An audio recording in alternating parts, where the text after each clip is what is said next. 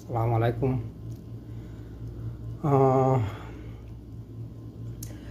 ঝালমুড়ি বানাইলাম, ভাত খাইতে ইচ্ছে করতেছে না।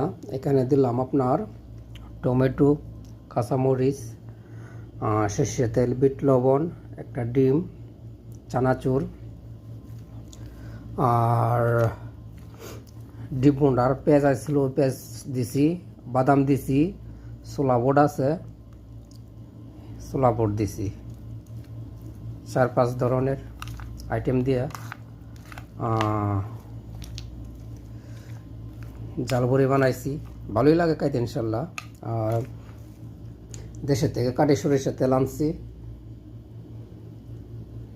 ওই যে কাঠি সরিষার তেল বোতল। এখানে খাইতে খুব ভালো লাগে, ভালো টেস্ট লাগে। বেকার থাকলে মুখের খাবার রুচি বাইরে যায়, কী খামো না খামো বুঝে পাই না। আপনারা খাবেন কি না? খাইলে আসেন।